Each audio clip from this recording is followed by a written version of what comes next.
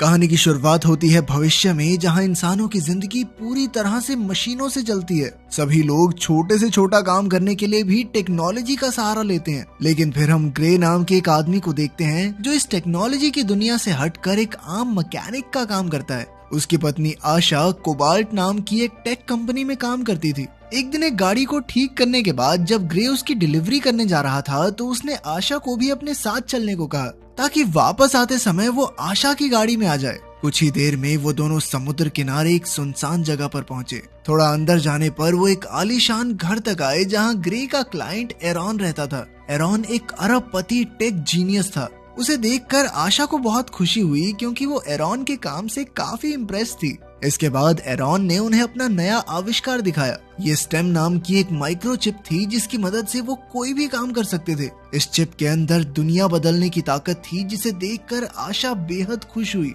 पर ग्रे का मानना था कि इसकी वजह से लोगों की नौकरियां खतरे में पड़ जाएंगी। बाद में जब वो घर लौट रहे थे तो ग्रे ने कहा कि ऐसे आविष्कार उसके जैसे लोगों का धंधा ठप करके रहेंगे। पर तभी ग्रे ने देखा कि उनकी गाड़ी तो कहीं और ही जा रही थी। ग्रे ने गाड़ी को मुड़ने की कमांड दी और खुद ब्रेक्स लगाने की कोशिश भी की, पर कोई फायदा नहीं हुआ। जल्द ही वो गुंडों के मोहल्ले में आ पहुंचे जहां उनकी गाड़ी की जोरदार टक्कर हो गई। तभी 4 आदमियों ने वहां आकर ग्रे और आशा को बाहर निकाला। उसी वक्त एक पुलिस ड्रोन पूरी घटना की रिकॉर्डिंग कर रहा था। वो गुंडे ग्रे और आशा को पीटने लगे तो ग्रे ने उन्हें पैसों का भी ऑफर दिया। पर तब फ्रिस्क नाम का एक गुंडा हंसने लगा। उसने आशा के पास जाकर उसके सीने में गोली मार दी। जब ग्रे ने उस पर हमला किया तो फ्रिस्क ने उसे भी गोली मार दी जिससे वो पूरी तरह पैरालाइज हो गया। इसके बाद गुंडे चले गए और ग्रे की आंखों के सामने आशा ने दम तोड़ दिया। इसके 3 महीने बाद हम देखते हैं कि ग्रे हॉस्पिटल में अब भी पैरालाइज था। उसकी माँ उसे व्हील चेयर में लेने आई और उसके घर पर उसकी मदद के लिए अलग अलग मशीन्स लगा दी गई।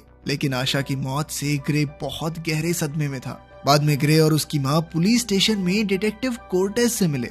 ग्रे ने आशा के कातिलों के बारे में पूछा तो कोर्टेज ने कहा कि फिलहाल कोई सुराग नहीं मिला। ये सुनकर ग्रे को थोड़ा गुस्सा आ गया क्योंकि जो टेक्नोलॉजी लोगों के दांतों में लगी चिप्स को पढ़ सकती है वो कुछ गुंडों का पता नहीं लगा सकी। पर कोर्टेज ने बताया कि कातिलों ने अपने सिस्टम में बहुत सख्त सिक्योरिटी लगा रखी है जिस वजह से उन तक पहुंचना बेहद मुश्किल हो गया है। खैर बाद में जब ग्रे हॉस्पिटल में था तो एरॉन उससे मिलने आया। ग्रे की हालत देखकर एरॉन ने उसे अपने शरीर में स्टेम माइक्रोचिप लगवाने की सलाह दी ताकि वो फिर से चल फिर सके। एरॉन ने कहा कि इसके लिए उसकी सर्जरी होगी पर यह बात एक खुफिया राज रहनी चाहिए। मगर ग्रे ने कहा कि वो जीने की कोई इच्छा नहीं रखता। पर फिर एरॉन कहने लगा कि अगर आशा होती तो वो भी यही चाहती। ये सुनकर आखिरकार ग्रे माइक्रोचिप लगवाने के लिए राजी हो गया। फिर एरॉन की लैब में कुछ डॉक्टर